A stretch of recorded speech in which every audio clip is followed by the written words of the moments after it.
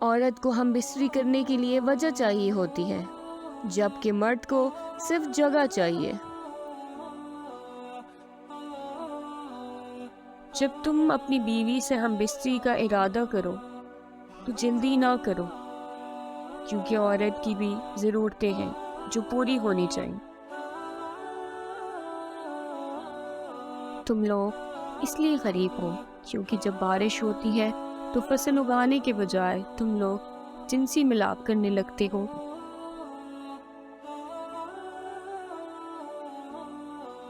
جب تک مرد اپنی مردانگی کی اکڑ اور عورت اپنی نسوانیت کی نزاکت نہ اتار پھینکے، تب تک ان کی ہم بستری مکمل نہیں ہوتی۔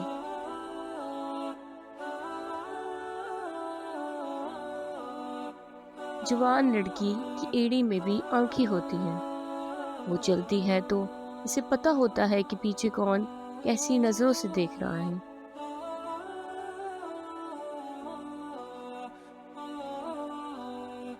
اس کائنات کا سب سے بڑا اور جان سوز المیہ یہ ہے کہ ہر خوبصورت عورت شادی شدہ ہے۔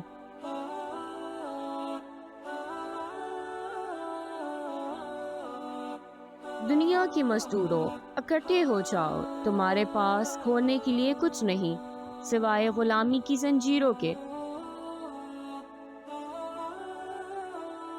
سرمایہ دار وہ پاگل درندے ہیں کہ اگر ان کو پھانسیاں دی جائیں تو یہ پھانسی کے پھندوں کی فیکٹریاں لگانا شروع کر دیں گے تاکہ منافع حاصل کیا جا سکے۔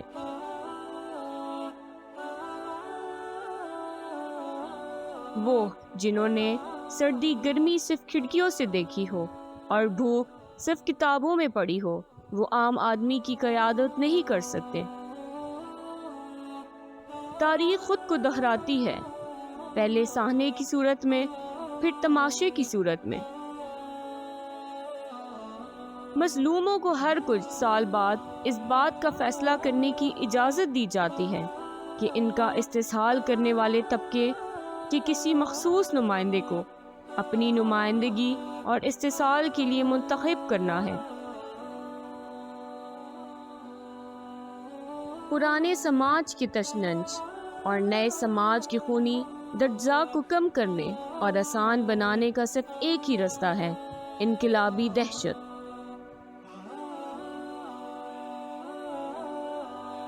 جسمانی تکلیف ذہنی اذیت کے لیے تریاق کا درجہ رکھتی ہے۔ مفید چیزوں کی کثرت کا نتیجہ بیکار لوگوں کی کثرت کی صورت میں نکلتا ہے۔ سماجی ترقی کا اندازہ عورتوں کی سماجی حالت سے لگایا جا سکتا ہے۔ جمہوریت بالآخر اشتراکیت کی طرف لے جاتی ہے۔ مذہب عوام کے لیے افیون کی حیثیت رکھتا ہے۔ مذہب مظلوم لوگوں کے لیے اداسی کے اظہار کا ذریعہ ہے۔ یہ بے دل دنیا کے لیے دل کی حیثیت رکھتا ہے، مردہ حالات کے لیے روح کی حیثیت رکھتا ہے۔ یہ لوگوں کے لیے افیون کی مانند ہے۔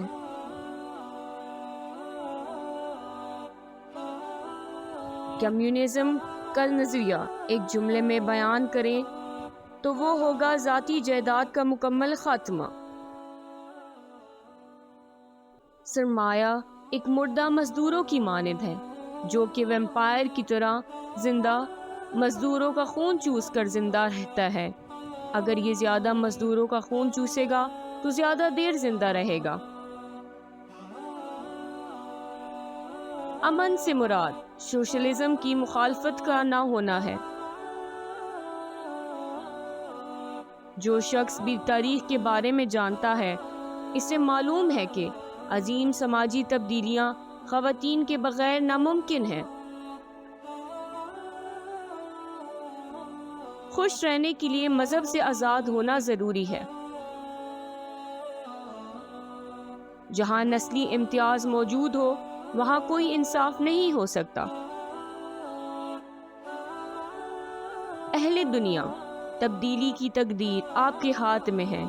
جو آپ چاہتے ہیں اسے حاصل کر سکتے ہیں۔ اور جو آپ کی چاہت نہیں ہے اسے توڑ سکتے ہیں۔ سب سے بڑی چیز جو ایک انسان کو دوسرے انسان کے ساتھ جوڑتی ہے وہ انسانیت ہے۔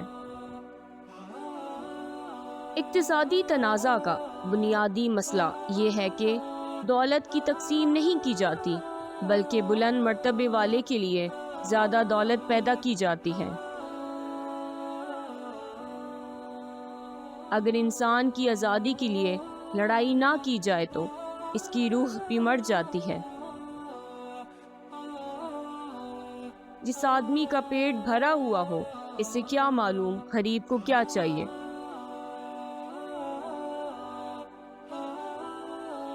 خدا جب درد دیتا ہے تو تسکین بھی دیتا ہے، تو مانگ اسی سے تسکین، صبر اور اس کی مدد، پھر تو رحمان کو رحیم ہی پائے گا۔ مجھے نہیں معلوم میرا نصیب کیا ہے، مگر اتنا جانتی ہوں میرے اللہ نے جو میرے لیے لکھا ہے وہ کمال ہے۔ اے مالک، لذت گناہ سے مجھے نہ آشنا کر دے، مجھے بس عشق محمد صلی اللہ علیہ وآلہ وسلم میں فنا کر دے۔ دل چھوٹا مت کر، وہ رب دیکھ رہا ہے، وہ رب سن رہا ہے، وہ تمہاری خاموشی میں چھپے درد تک کو بھی محسوس کر رہا ہے۔ بس یقین رکھو اس پر، وہ جواب دے گا اور ضرور دے گا۔ راز پوچھا تھا کامیابی کا، جواب آیا نماز پڑھا کرو۔ وہ تمام لوگ جو مطمئن ہوتے ہیں ان کے دل میں اللہ ہوتا ہے۔ کبھی کبھی اچھی چیزیں کھو جاتی ہیں تاکہ ہمیں بہتر چیزیں مل سکیں۔ ہمیشہ اللہ پر یقین رکھو اور اس کے شکر گزار رہو۔ بندہ جتنا خدا کے قریب ہوتا ہے خدا بھی اس کے اتنا ہی قریب رہتا ہے۔ زندگی میں ہر پریشانی کا صرف ایک ہی حل ہے، اللہ سے بات کریں، اللہ سے مانگیں، اللہ پہ چھوڑ دیں، اللہ پہ بھروسہ رکھیں، اللہ سے کہیں اور کہتے رہیں۔